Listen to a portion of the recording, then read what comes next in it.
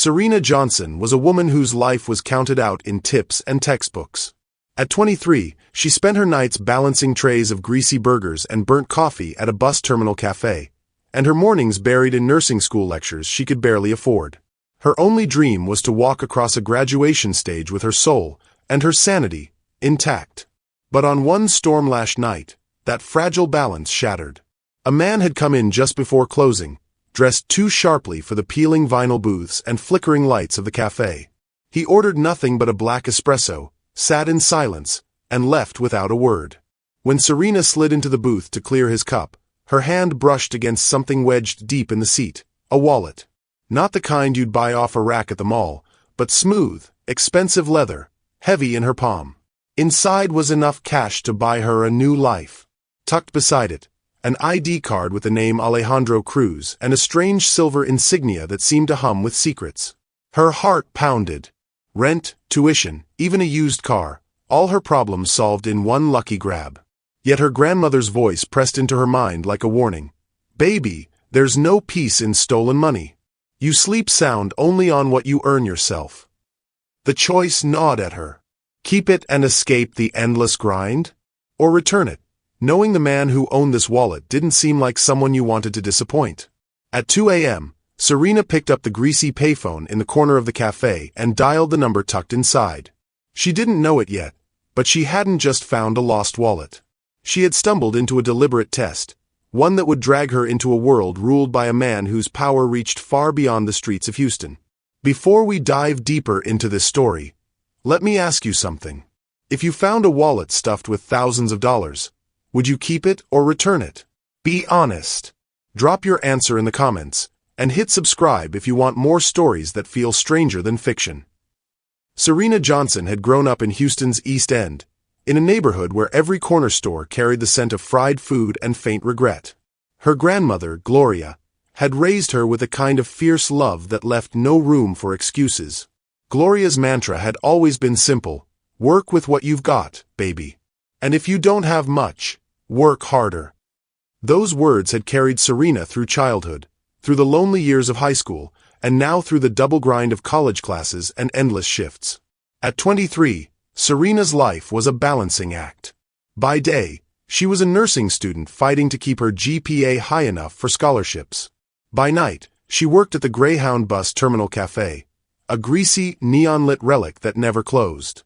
The cafe's air always smelled faintly of burnt coffee and wet asphalt, and the sound of tired travelers created a low hum, punctuated by the hiss of frying oil and the bark of impatient cooks.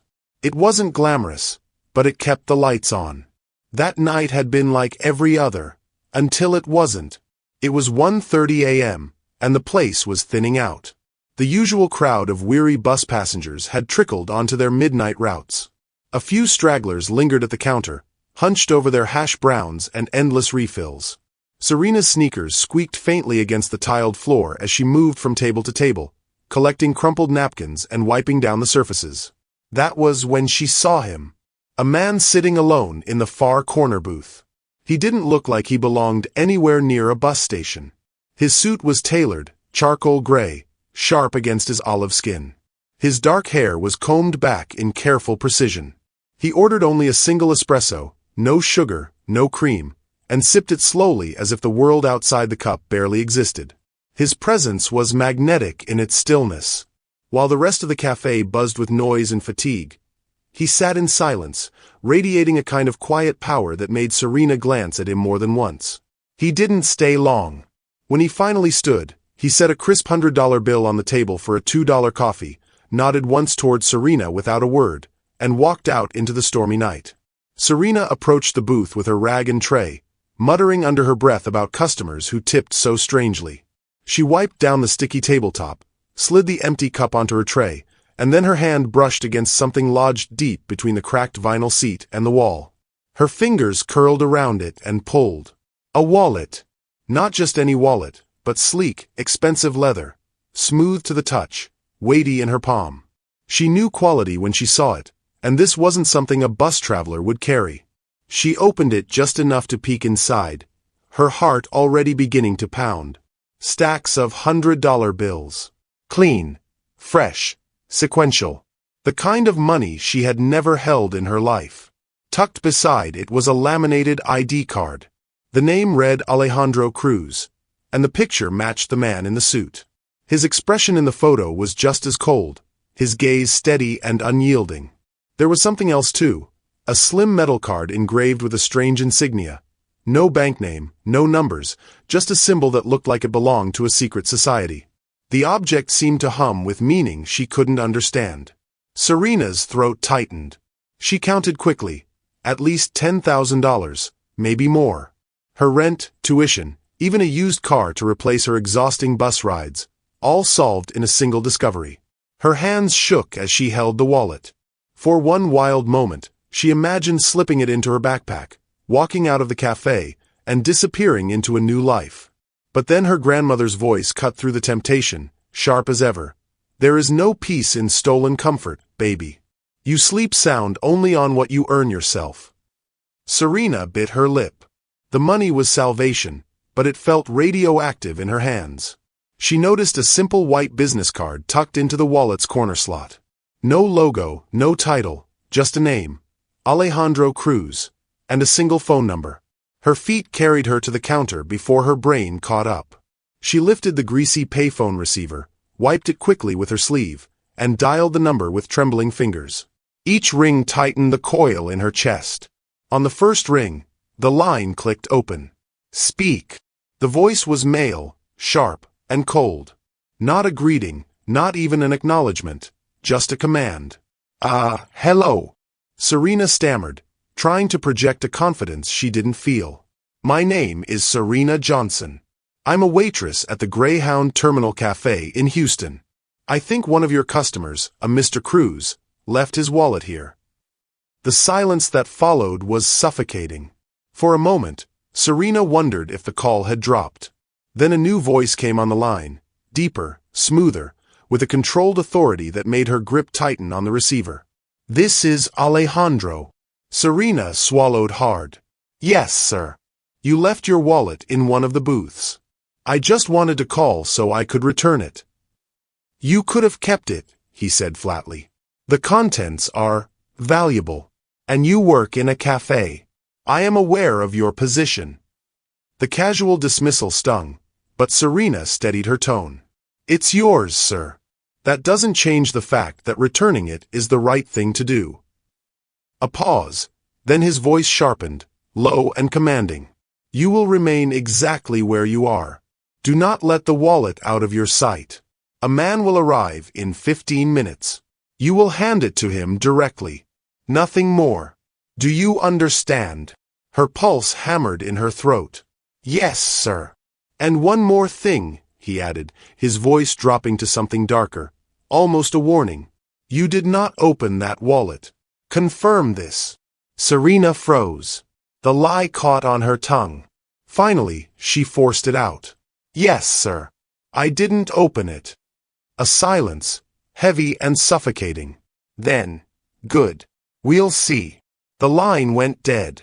Serena replaced the receiver with trembling hands. The wallet suddenly felt like a ticking bomb in her grip. She stared at the rain-smeared window of the cafe, waiting for headlights, knowing her life had just shifted into something she didn't understand, and could never walk away from. The rain didn't slow. It came down in thin, silver lines that blurred the streetlights and turned the sidewalks into mirrors. Serena stepped out of the bus terminal cafe with the wallet tucked under her arm, wrapped in a napkin like it might burn her skin. The air smelled like wet concrete and fried food. She crossed the street to the rundown motel that sat opposite the terminal, a squat, peeling building with a flickering sign that read Sunset Inn, though nothing about it felt warm. She slipped into the lobby. A TV on the wall played an old boxing match with the sound off. The night clerk, a man with a stained hoodie and heavy eyelids, barely looked up. Serena kept to the corner near the vending machine, half hidden by a potted plant that had given up on living. The clock over the desk said 1:47 a.m. Alejandro's man would be here in 15 minutes. Her heart wouldn't listen to the clock. It ran wild. She checked the payphone alcove by the ice machine. Empty. She checked the glass door. The bus terminal across the street glowed blue and orange through the sheet of rain. She could make out the cafe window, the booth where the man had sat, the space where her life had been normal a few hours ago. The door to the motel hissed open. A man walked in without shaking off the rain. He wore a black leather jacket, dark jeans, and gloves that matched the jacket perfectly. His head turned once, slow, like a camera panning a room. His gaze landed on Serena. It stayed there. "Serena Johnson," he said. "No question. Just fact." Her hands felt clumsy. She held the wrapped wallet out in front of her like an offering. "It's here." He didn't speak. He stepped closer. Rain ticked off his jacket onto the ugly carpet. He tapped the leather once through the napkin, like he was weighing it. Then he took it from her and slipped it inside his coat. He reached into the other side of his jacket and put a thick, sealed manila envelope on the small side table between the vending machine and the potted plant. Then he looked back at her. "From Mr. Cruz." His voice was flat, as if he had memorized the words. "Do not open it here." "I don't," Serena started. She wasn't sure what she was going to say. "I don't need it. I don't want it. Please take it back." All the sentences fell apart before they reached her mouth. She shut her lips and nodded instead. The man tipped his chin once, something like respect, something like nothing, and turned away. He pushed through the glass door, the rain caught and scattered in the motel's fluorescent light, and then he was gone. The envelope sat on the table like a brick. Serena stared at it. The night clerk stared at his TV. The boxing match flickered. Somewhere down the hall a door slammed and someone laughed, a low, tired laugh that said they'd heard worse. She picked up the envelope. It was heavy. Outside, the rain didn't let up. The SUV waited at the curb, its engine whispering. She could see the driver's silhouette behind the glass. For a second, the back window slid down, just a crack, like a watching eye. Then it rose again. Serena tucked the envelope under her coat and went back into the wet street. The crosswalk light blinked "Don't walk," but there were no cars. She crossed anyway, shoes splashing through puddles, hair plastered to her forehead. The bus terminal loomed to her left. Buses idled in their slots, huffing steam into the rain. The city smelled like diesel and night. She reached the overhang outside the cafe, breathed once, twice, and slid the envelope open with a trembling thumb. Inside was a stack of banded hundreds, clean, stiff, new. There was also a small cream card with sharp black letters. Principal over profit. Wait for contact. AC. Her mouth went dry. This wasn't a thank you. It wasn't a tip. It was a hook. Money that looked like freedom but felt like a chain. She slid everything back into the envelope and hugged it to her chest. The SUV was still at the curb. The headlights blinked once, like a nod she hadn't asked for. Then the vehicle pulled away from the motel and eased into the slow stream of water and light, turning down Polk and vanishing. Serena didn't move for a long breath. The rain crept in under the overhang and dotted her sneakers. Her fingers tingled. She told herself to breathe, to walk, to go home, to sleep. She told herself Gloria would be up early and would notice any tremor in her voice. She told herself she would not tell Gloria anything. She started walking. Houston's backstreets at that hour felt like hollow bones. The houses crouched low and dark. Thin trees shivered in the rain. Serena kept close to the buildings, avoiding wide-open corners. The envelope felt heavier with every block, as if the bills inside had soaked up the water and doubled in weight. She paused at a four-way stop and looked over her shoulder. No one there. Just a street light buzzing. 3 blocks later, she checked again. A sedan rolled slowly past the intersection behind her. Old model. Dark paint. 2 people inside. Maybe 1. The headlights didn't flare at her. The car didn't speed up. It just drifted. Serena's chest tightened. She cut right, then left, taking the long way, past the shuttered laundromat, past the taqueria with the mural of a sun, past the church with the hand-lettered sign about Wednesday prayer. The sedan didn't follow that turn. Or maybe it did and she missed it. Rain glossed the world into a smear. She told herself she was being dramatic. She told herself she had watched too many crime documentaries. She told herself she was fine. Then she heard tires hiss behind her. She didn't look back this time.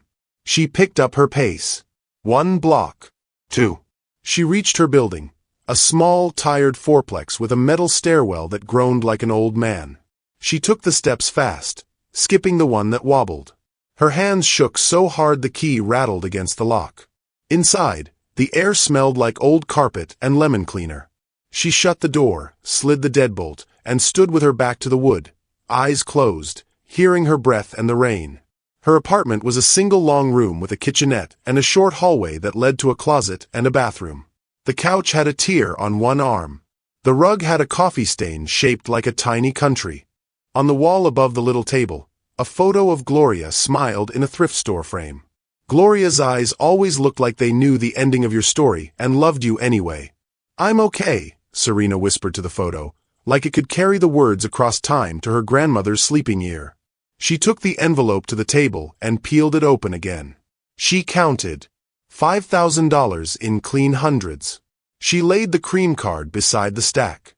Principal over profit. Wait for contact. Her stomach turned. She couldn't put it in the bank. She couldn't spend it without thinking of the man in the corner booth, and the man in the leather jacket, and the voice on the phone that didn't ask, only ordered. She needed a place to hide it. Serena went to the closet and pulled down a shoebox filled with old receipts and class schedules.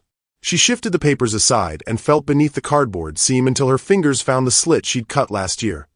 A little pocket she'd made when a landlord's cousin kept, accidentally, walking into apartments without knocking.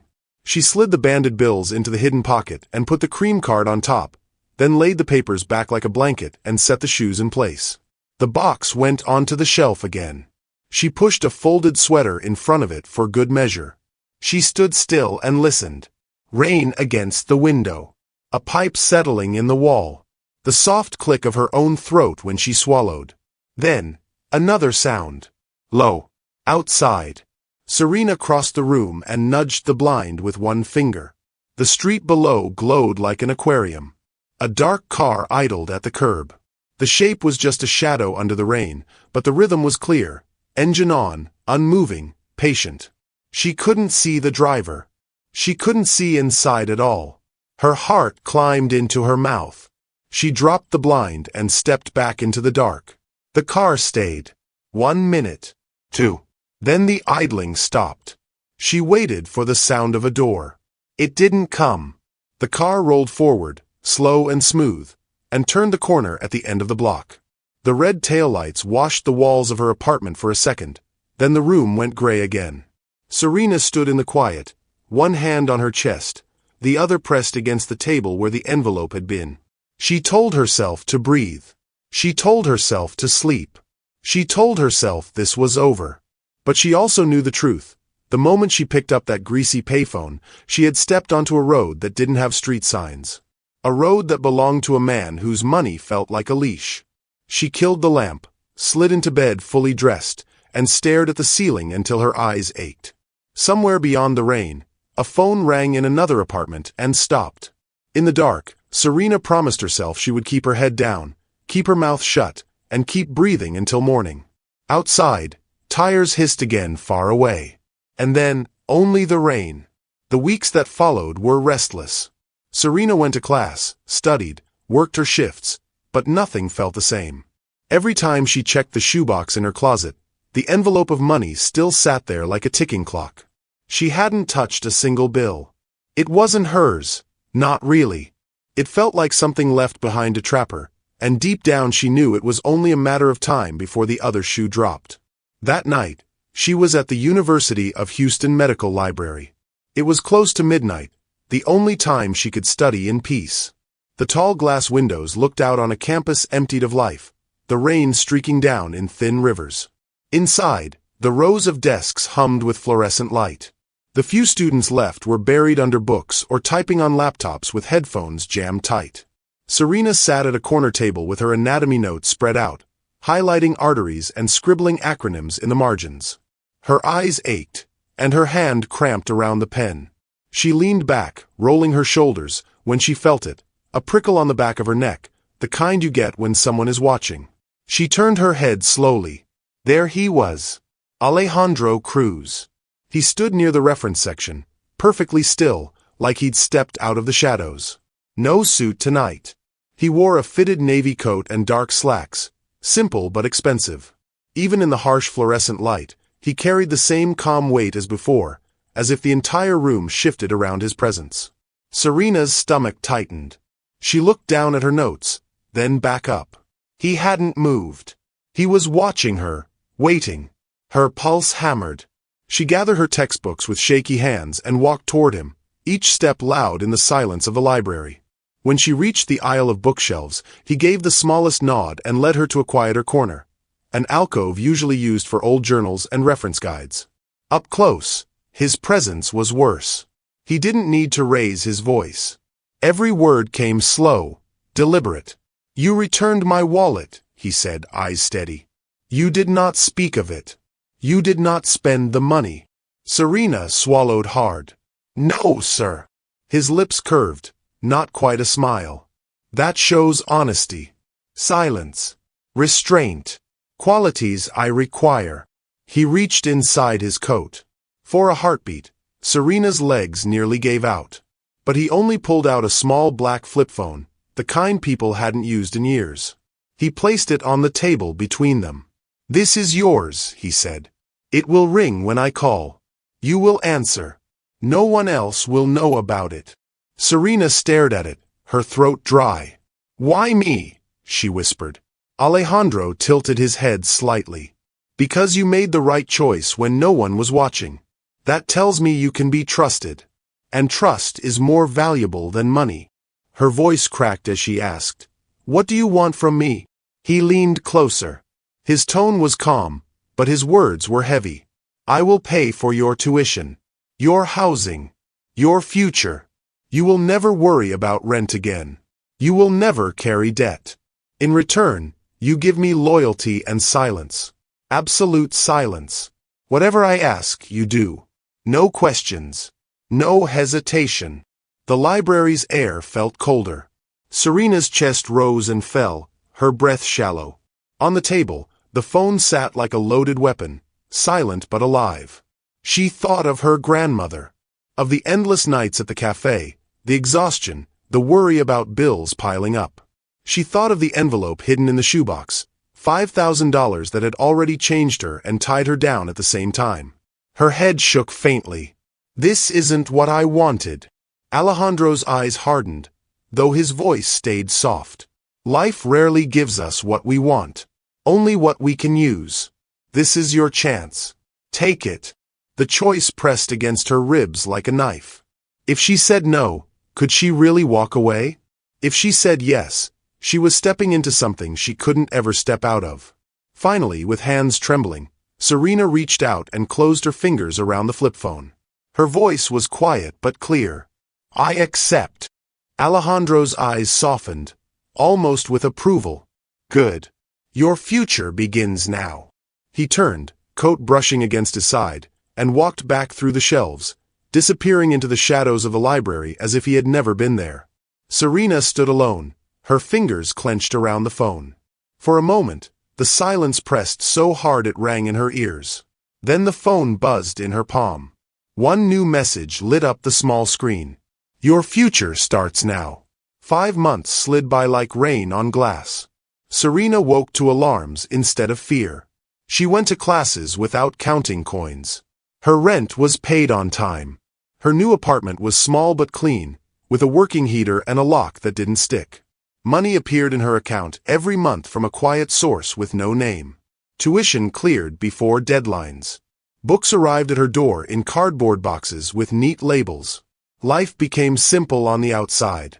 Inside, it was not. The flip phone sat on her nightstand like a sleeping animal. She never turned it off. She never moved it far from her hand. At first, she checked it every hour, then every day. Weeks passed. Nothing. No messages. No calls. Sometimes she convinced herself she had been forgotten. Other times she woke at 2 a.m., sure she'd heard it buzz, heart pounding in the dark, fingers clawing for a sound that wasn't there. She worked. She studied. She ran at dusk to clear the noise in her head. She cooked rice and beans in the tiny kitchen and ate standing up, like she might need to leave halfway through dinner.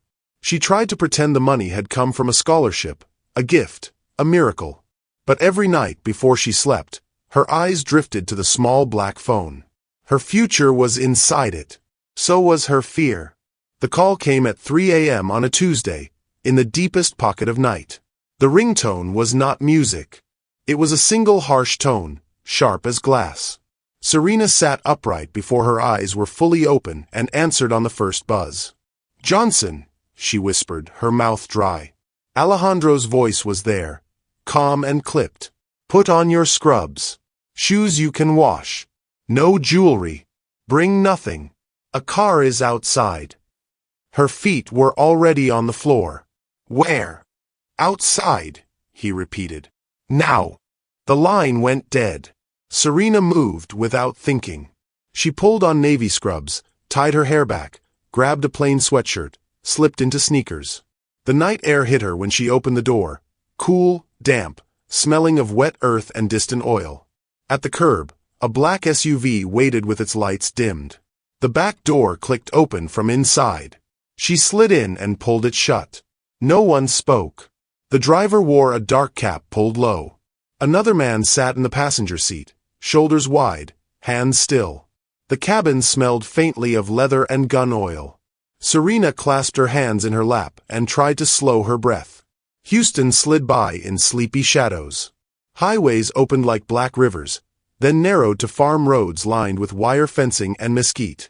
The city lights fell behind them. The sky turned to a heavy dome with no stars. They drove for nearly an hour, maybe more, Serena's sense of time thinning in the quiet. At last the SUV turned onto a long gravel drive. A gate opened on its own. Oaks arched overhead like ribs. They rolled past dark pasture and a low barn to a sprawling house with no neighbors and no sound but the engine and crickets. The SUV sank into a wide garage. The door sealed them in. When Serena stepped out, the floor was polished concrete. A side door opened. Alejandro stood there, no suit, no tie, just a dark shirt and clean plain pants. His sleeves were rolled to his forearms. His face looked the same as always, controlled.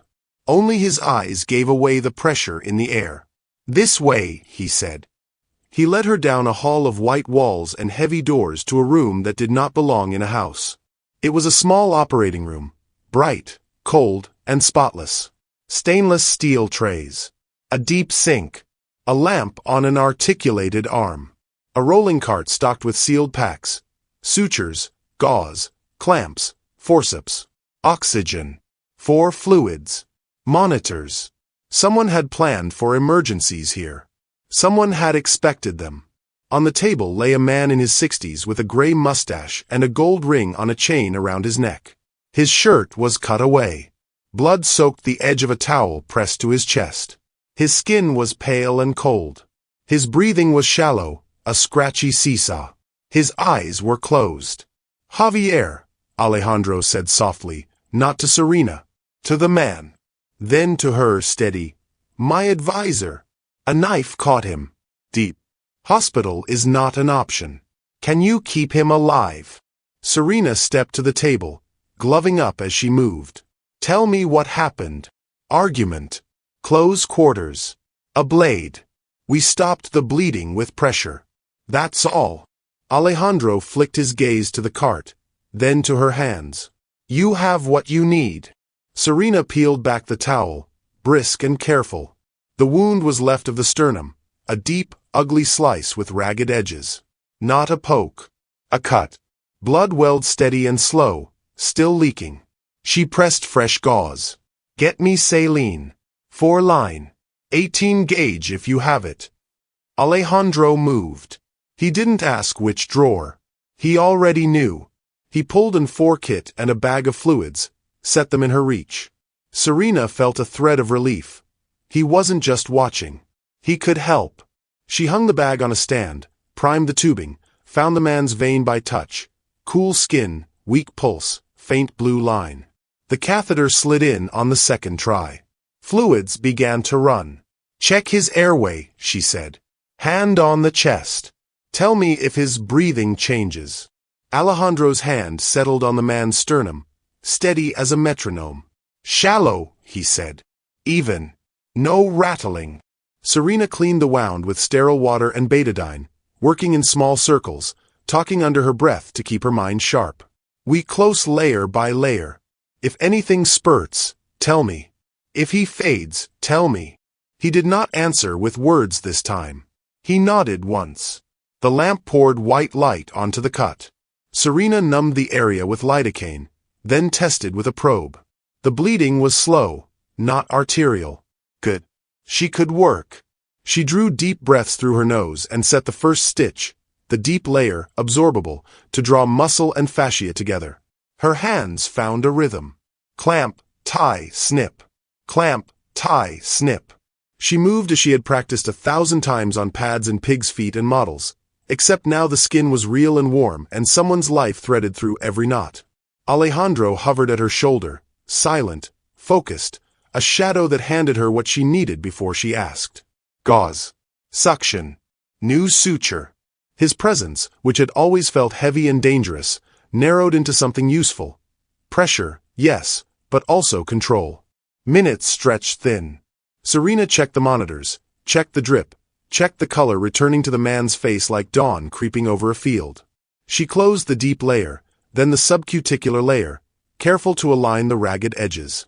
The surface came last, small, neat bites to draw the skin together without puckers. When the last knot cinched down, her shoulders sagged with the weight she had been holding up.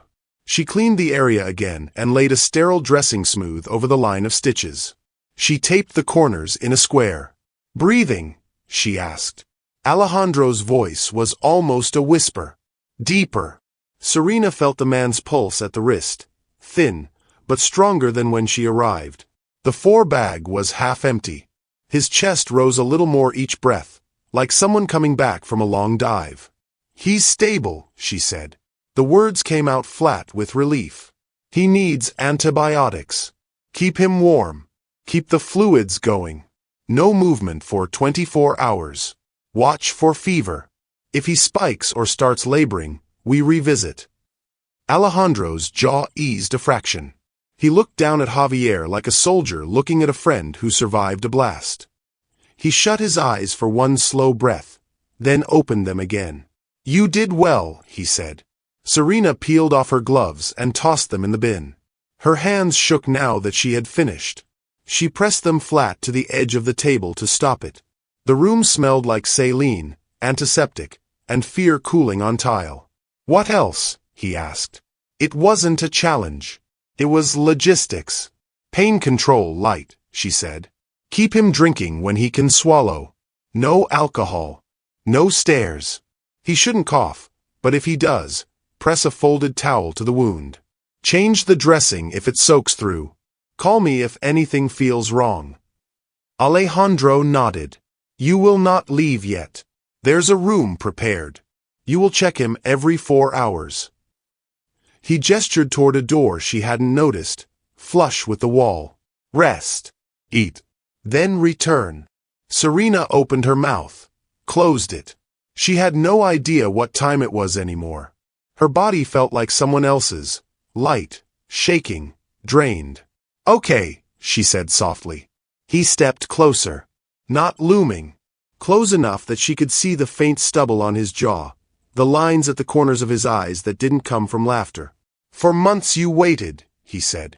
You did not spend what you were given. You kept silent. Tonight you did not panic. You did the work. You saved him. Serena met his eyes. For the first time, she saw something human flicker in them, a quiet, careful gratitude, before it folded back under the steel. He put a hand on her forearm, not possessive, not soft, simply firm. His voice dropped to a thread only she could hear. You've proven yourself, he whispered. You're mine now, Serena. The morning after the operation at the ranch, Serena sat in a quiet guest room with heavy curtains and a view of endless fields. The smell of antiseptic still clung to her hands no matter how many times she washed them. She had barely slept, haunted by the image of the man bleeding on the table, haunted even more by the way Alejandro's eyes had fixed on her as she worked. Calm, certain, as if she had always belonged there. When he finally came to her room, there was no warmth in his step, no casual greeting. He closed the door softly and stood with the same composure he carried everywhere. Serena straightened, her stomach tightening. He didn't waste time. "The wallet you found was never lost," he said. Her breath caught. Alejandro's tone was matter-of-fact, like he was reading a report. It was bait. A test. To see who would take the easy path, and who would return what wasn't theirs. Most would steal. You did not. That is why you are here. Serena stared at him, her pulse pounding in her ears. So all of this, the money, the calls, last night, was a setup? His gaze didn't waver. It was necessary. Trust must be earned, and tested. I run an empire built on loyalty. Betrayal is death. Loyalty is life. You proved yourself capable of silence, restraint, and skill. She shook her head, a bitter laugh escaping before she could stop it. I didn't ask to be part of this. I just wanted to finish school. That's all. Alejandro stepped closer, his presence filling the room like a shadow stretching across the floor. And now you will. Your tuition, your housing, your future. All of it is covered. You will have your degree without debt, without struggle. But you will remember who gave it to you. Serena looked away, toward the fields beyond the window. Freedom had always been her dream, but now she saw the bars around it, invisible but solid. Every bill, every textbook, every moment of relief had a price tag, and his name was written on it. She thought about running, about disappearing to another city, another state. But she knew better. If Alejandro could plant a full surgical suite in a hidden ranch, if he could summon her with a single phone call, if his men could wait in SUVs outside her apartment without making a sound, then there was nowhere she could go where he wouldn't find her. Alejandro studied her in silence for a long moment, then finally spoke again. You are not a prisoner, Serena. You are an investment. I do not waste what I invest in. You will rise, and you will serve. That is the agreement. The word investment stung.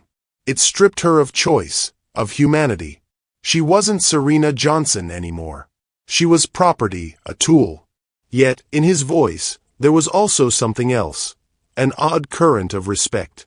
He saw her as valuable, indispensable even, in a world where most people were discarded without thought. Serena met his eyes then, anger tightening her jaw.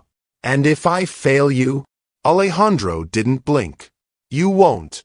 But if you try, understand this. I will know where you are, who you speak to, what you do. Every step you take, Serena, I will see it. Don't mistake kindness for weakness. The words sent a chill through her bones. She realized he was not threatening her. He was telling her the truth. Alejandro's phone buzzed once. He glanced at it, then slipped it back into his pocket. His eyes returned to her, steady and unreadable. The first test was honesty. The second was skill. The next. He let the words hang in the air like smoke. Then he leaned just close enough for her to hear the weight in his tone. This time, you'll see what loyalty really costs. The flip phone on Serena's nightstand vibrated at that exact moment, its shrill tone cutting through the quiet room. Her future, already chained, had just taken another step into darkness. The rain had cleared, but the air smelled like salt and diesel. Serena sat stiffly in the back of another black SUV, watching the highway lights thin out as they left Houston behind. The hum of the tires was steady, but her heartbeat was not. She had answered the call, as she always did. She hadn't asked where they were going, only listened when Alejandro's voice gave the command. Galveston, the driver had said. Port side. Now the city had vanished, replaced by stretches of marshland and empty road. By the time the SUV slowed, it was nearly 4 in the morning. They pulled into a deserted industrial yard, the kind of place no one would visit unless they had business in shadows. A warehouse stood near the water, big and square, its corrugated steel walls rusted by years of salt air. The SUV stopped. The door opened. Alejandro was waiting under a weak floodlight, coat collar turned up against the wind off the Gulf. His face was unreadable, carved in stone. Come, he said.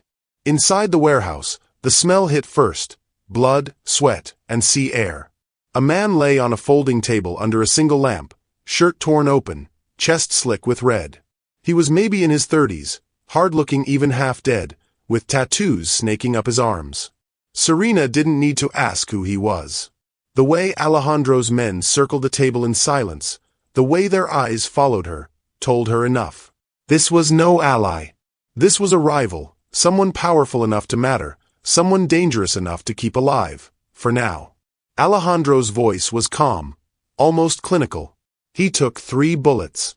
One through the shoulder, one grazing his ribs, one lodged in his thigh. He'll die if you don't work. I don't want him dead. Not yet.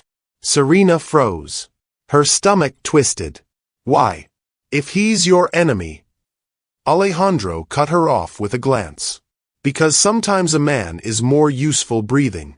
That is all you need to know. Her eyes flicked to the man on the table.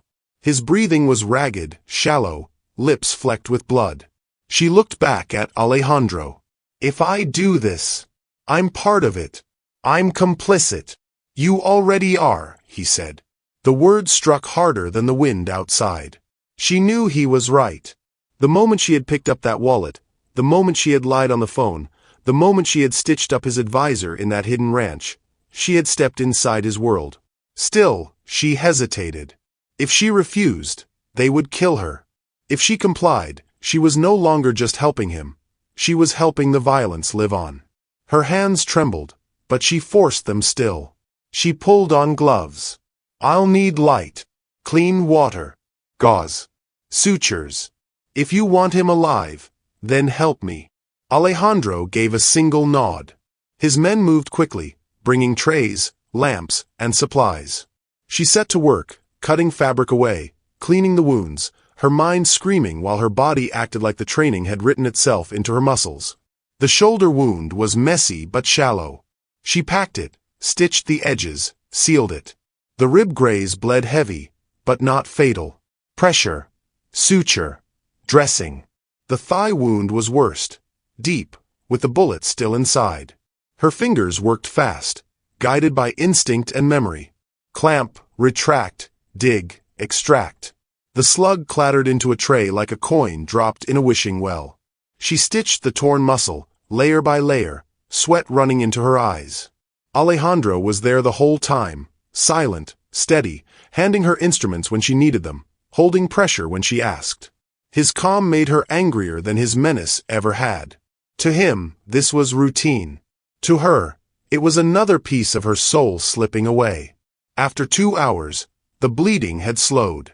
The man's breathing was steadier. His pulse, though weak, was holding.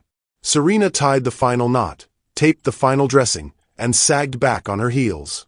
He'll live, she said flatly. For now. Alejandro studied the man, then turned his gaze to her. His eyes were unreadable, but when he stepped closer, the weight of his presence was undeniable. He gripped her arm, strong and unyielding. You thought you were free when you returned that wallet, he said, voice low, almost a whisper. But freedom ended the moment you picked up the phone. You've only just begun your service. Serena swallowed hard, staring into his eyes.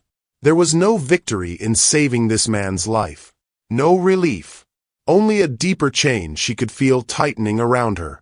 Hours later, back in her apartment, the city still dark, she sat on her bed staring at the flip phone on the table. Her hands shook when it buzzed again. One message. Pack a bag. Tomorrow. Mexico City. The screen glowed in the shadows. Her chest tightened. Whatever she thought she had lost already, she knew the real test hadn't even begun. What will happen when she steps even deeper into Alejandro Cruz's world? Will she ever find a way out, or is her future sealed as the cartel's secret doctor? If you want to know what happens next, make sure you hit that subscribe button, drop a comment with your thoughts, and turn on notifications so you don't miss part 2. Trust me, the story only gets darker from here.